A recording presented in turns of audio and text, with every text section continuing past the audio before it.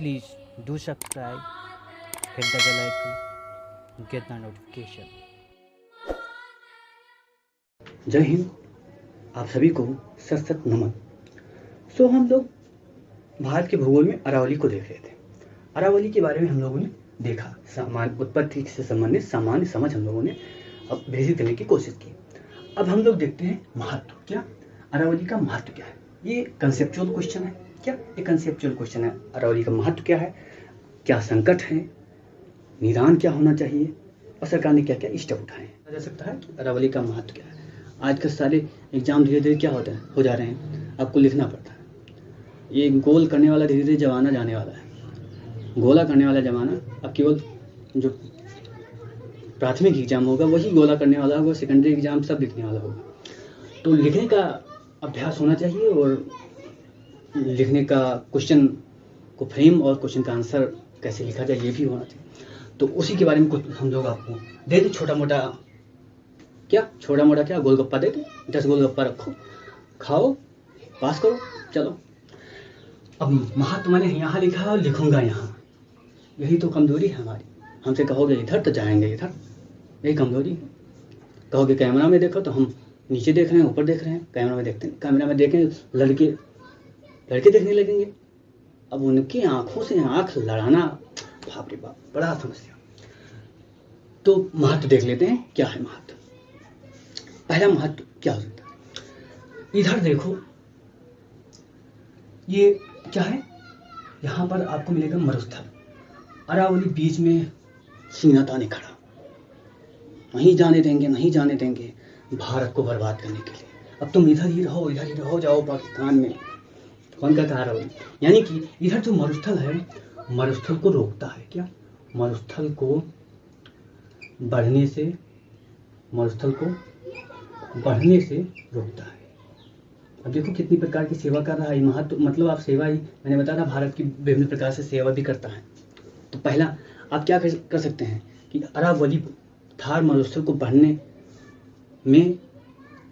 से रोकने के लिए बहुत ही महत्वपूर्ण है। तो ये एक प्रकार से सेवा ही हो गया। नहीं तो अब देख क्या होता, पंजाब हरियाणा सब मरुस्थल हो जाते, सब इधर उधर घूमते, लेकिन अरावली है ना, मदद कर रहा है। दूसरा मदद क्या हो सकता है, अरे यहाँ पर उच्च जैव विविधता पाई जाती है। क्या उच्च जैव विविधता। अब लोग बोलेंगे उच्च जैव विविधता पाई जाती है तो हमसे क्या मतलब है, हमें क्या मतलब है। बचवा ये बात समझ ले,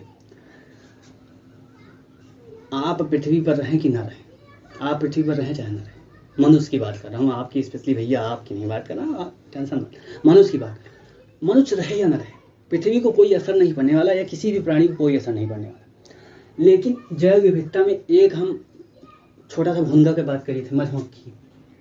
क्या मधुमक्खी, ये मधुमक्खी अगर ना रहे ना तो 3 साल में मनुष्य खत्म हो जाएगा। केवल मधुमक्खियां ना रहे, और कीट को छोड़ ही दो, मैं मधुमक्खी की केवल बात करता हूँ। तो जैव विविधता इसीलिए, अगर सारे जीव रहेंगे तो मनुष्य रहेगा, और मनुष्य नहीं रहेगा तो सारे जीव खुश खक्खा हंसेंगे।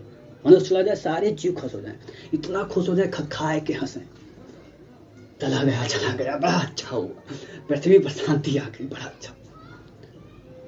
मनुष्य चला जाए तो, और मनुष्य है सारे जीव परेशान, अरे जिधर जाओ तिधर मार पीट, जिधर जाओ तिधर मार पीट, सब तरफ सारे मनुष्य ही हैं।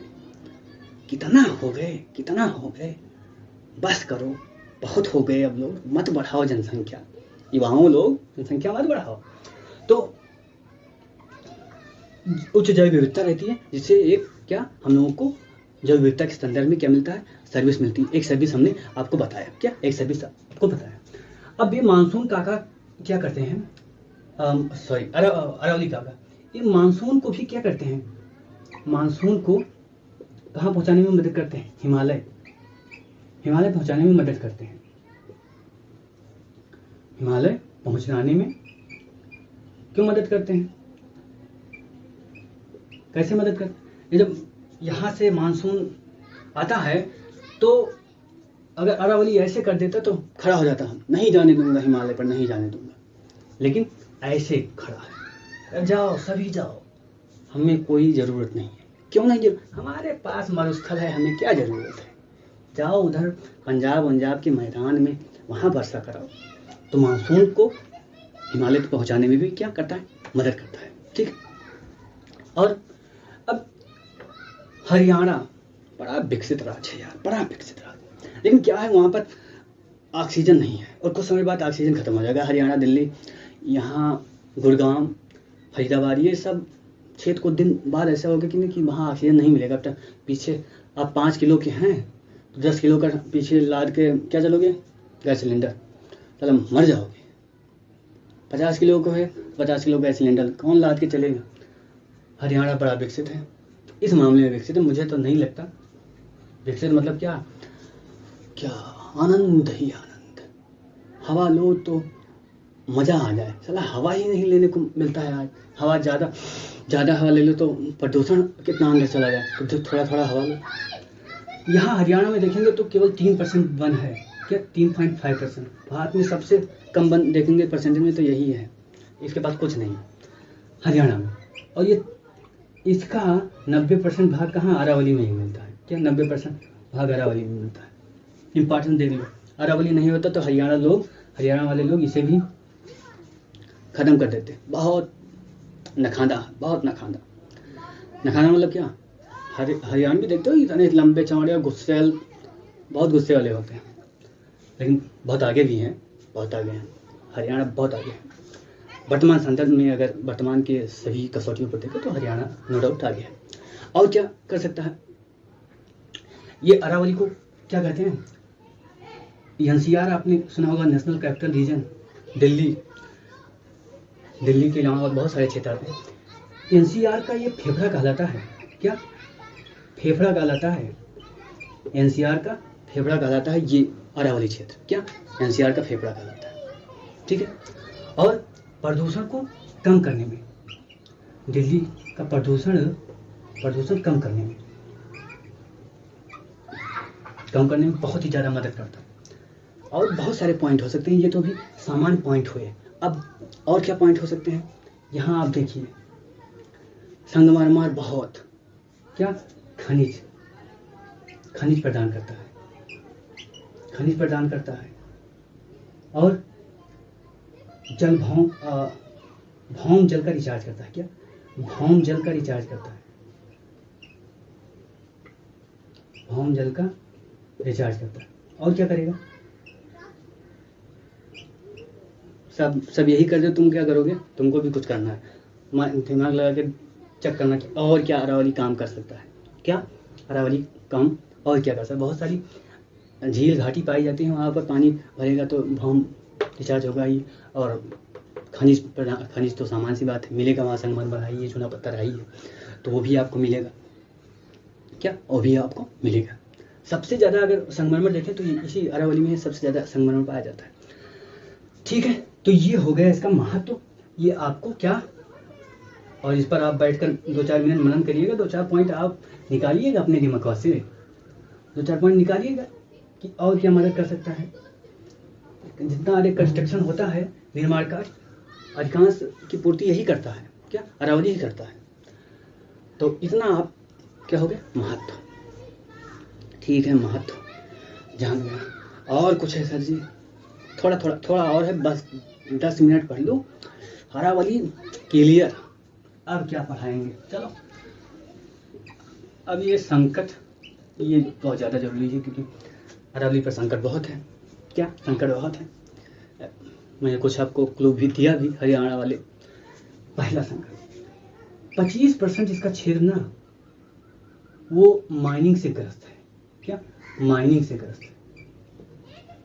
माइनिंग मतलब खनन भैया, खनन। सभी संगमरमर लगा के रहना चाहते हैं। देखोगे ना, जो आदमी अमीर होता है ना, वो कहता है कि पूरे कमरे में, पूरा मकान में संगमरमर लगा दो। संगमरमर लगा के चलने लगे और गिरे, कुल्हा टूट गया।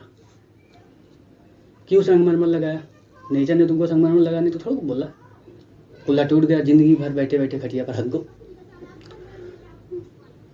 लड़का, छोटा लड़का, वो भी फिसल गया, दांत टूट गया उसका। अब दांत दोबारा जमेगा नहीं, इतना बड़ा हो गया था। जिंदगी भर तक थोड़ा फैलाएगा, किसने कहा था लगाने। मिट्टी से बने हैं, मिट्टी में रहो, मिट्टी से बने हो, मिट्टी में रहो। एक आपके पास एक, अगर आप बहुत घर में बहुत अच्छा साफ सफाई चाहते हैं, लेकिन एक जो अंगना है उसमें क्या होना चाहिए, वो उसमें मिट्टी होनी चाहिए कि लड़के उसमें खेलें, जिससे उनमें प्रतिरोधक क्षमता रहे।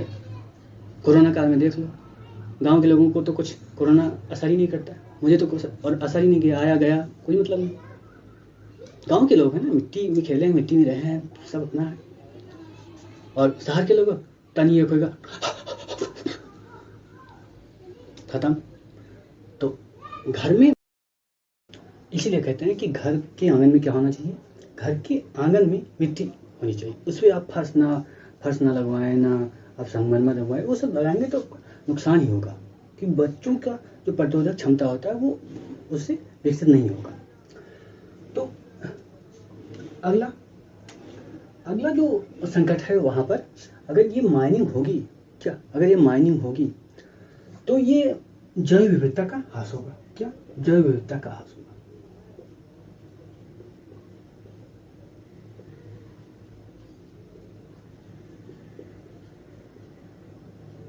जैव विविधता का ह्रास होगा। अब जैव विविधता का ह्रास होगा तो मुझसे क्या लेना देना है, वो मेरे को कोई समस्या नहीं है। जैव विविधता का ह्रास होगा तो आपको बहुत ज़्यादा समस्या। कैसी समस्या? जैसे एक उदाहरण है, मधुमक्खी। अगर मधुमक्खी केवल समाप्त हो जाए तो पृथ्वी पर मनुष्य 1 साल जीवित नहीं रहेगा, पूरे मनुष्य 1 साल के अंतर्गत मर जाएंगे। मधुमक्खी की बात कर रहा हूँ, और सारे कीट पतंगों की बात ही छोड़ो। पृथ्वी पर जितने भी जीव है ना, वो सभी जीव मनुष्य से त्रस्त है। अगर मनुष्य चला जाए यहाँ से, सभी जीव खा के यहाँ चलेंगे, बहुत मस्ती करेंगे, रोज पार्टी मनाएंगे सभी जीव। मनुष्य अगर यहाँ से समाप्त हो जाए, पार्टी करेंगे और सभी जीव फूलेंगे फलेंगे, सबका तेजी से विकास होगा। और मनुष्य आ जाता है, सारे जीवों का सर्वनाश शुरू हो जाता है, सभी जीवों। तो वो भी सेम यही हो रहा है, जब विविधता का ह्रास हो रहा है। चलो और क्या संकट है वहां पर? अरावली में देखेंगे कुछ नदियां जैसे बनास। क्या? बनास हो गया, लूनी हो गया। क्या? बनास हो गया, लूनी हो गया, सहीवी। क्या? सहीवी, शाखी। अब जितनी भी नदियां हैं लगभग सभी मृत अवस्था में। क्या? सभी मृत अवस्था में। अभी हमने महत्व में आपको बताया कि अरावली कैसा काम करता है, भौम जल के रिचार्ज को करने में मदद करता है। अब भौम जल के रिचार्ज को कैसे करेगा? ये सब जब नदियां रहेंगी तभी तो भौम जल का रिचार्ज करेगा। जब नदियां नहीं रहेंगी तो वो कैसे रिचार्ज करेगा? सारी नदियां मृत हो रही हैं। कैसे मृत हो रही हैं? जब आप उनके रास्ते को ही समाप्त कर दे रहे हैं। क्या? उनके रास्ते को समाप्त कर रहे हैं, माइनिंग आप कर रहे हैं तेजी से, तो नदियां धीरे धीरे समाप्त होंगी ही ना। क्या? धीरे धीरे समाप्त होंगी। हरियाणा को बढ़ाओ, दिल्ली को बढ़ाओ, कंस्ट्रक्शन चारों तरफ हो रहा है, अरावली को खोद कर इधर बनाओ उधर बनाओ, तो समस्या होगा। और क्या समस्या हो? अब आपको लगता है कि दिल्ली में जो प्रदूषण होता है ना, ये केवल किसान लोग अपना पराली जला देते हैं, बस उसी से हो जाता है सब? उसी से नहीं होता। आप बहुत सा अध्ययन उठा के देखिए, IIT कानपुर का अध्ययन देखिए, क्या वो कह रहा है। माइनिंग जो यहाँ होता है, क्या यहाँ पर अरावली में माइनिंग जो होता है वो भी प्रमुख कारण है। क्या? जो माइनिंग जो है वो भी प्रमुख कारण है दिल्ली के प्रदूषण में।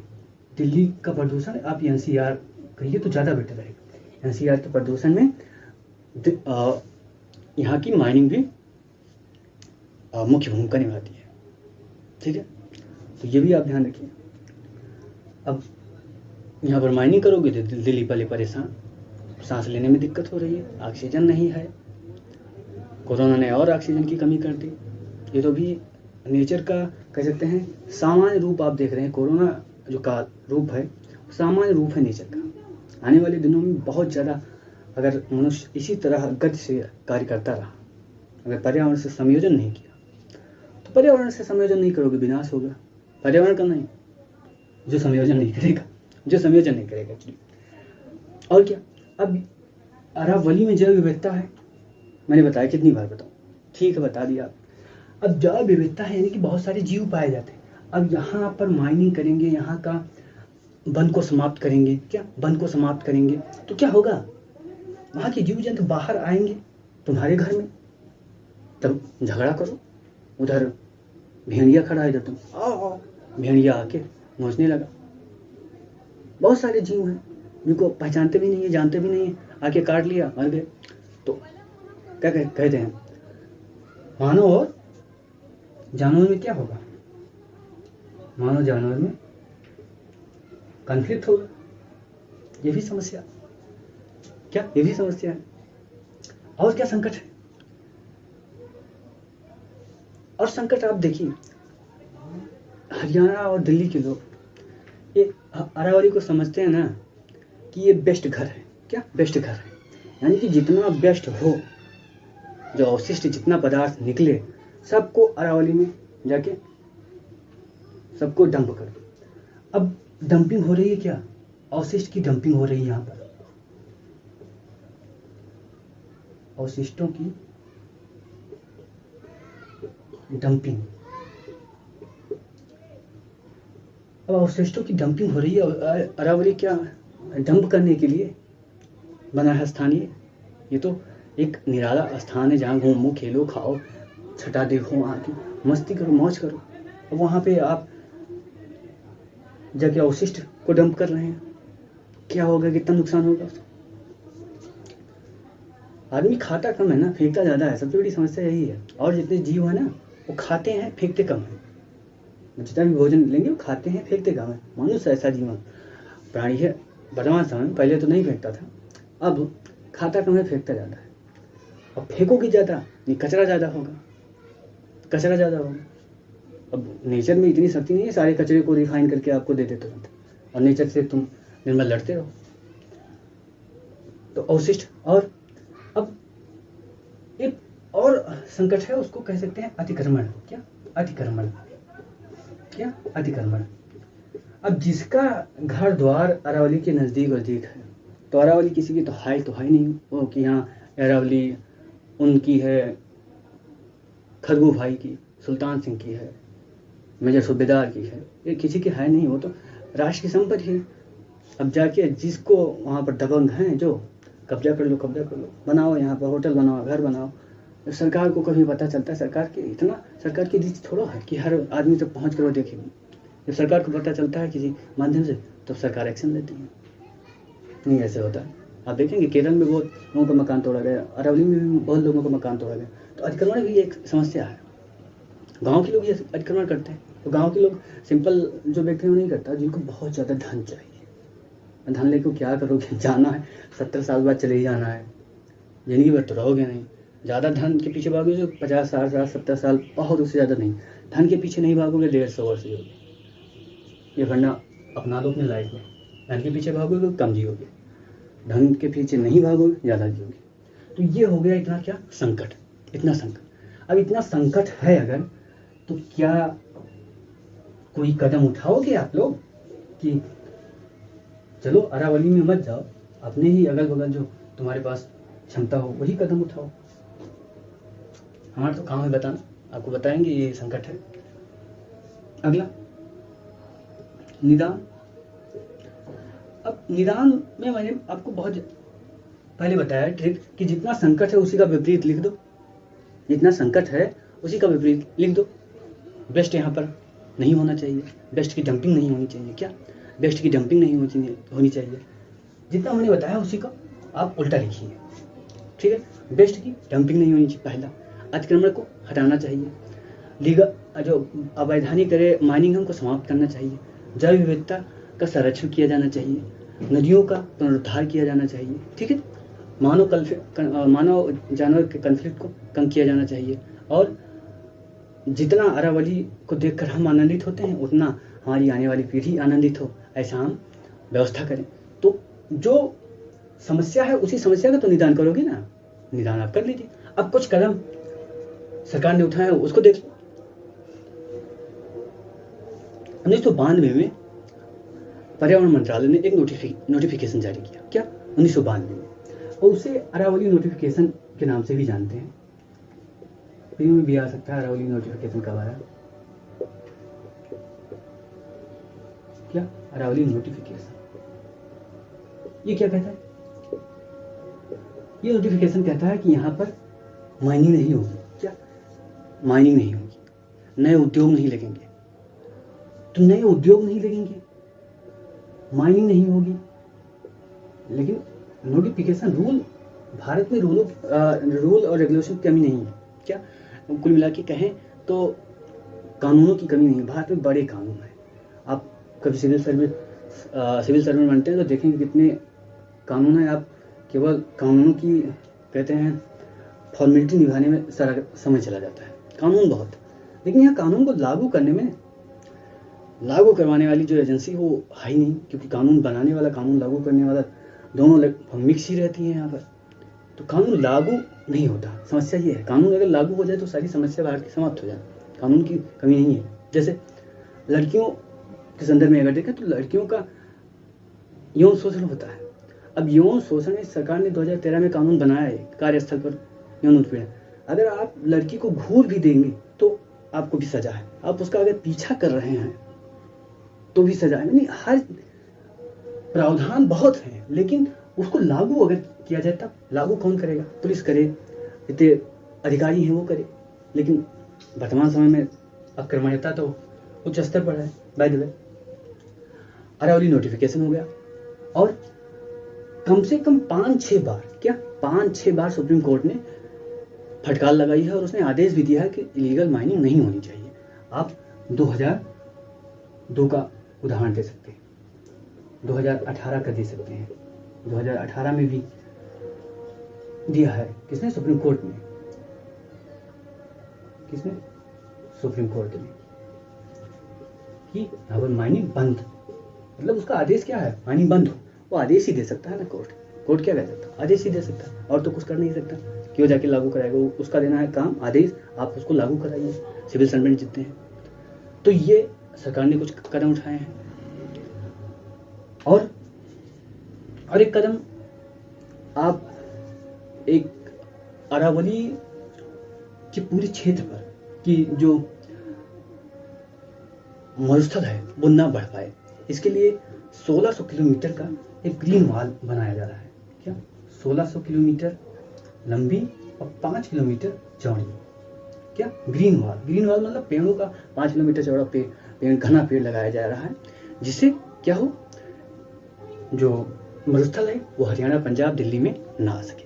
तो ग्रीन वॉल को भी आप एक अपने पॉइंट में रख सकते हैं। क्या? ग्रीन वॉल को।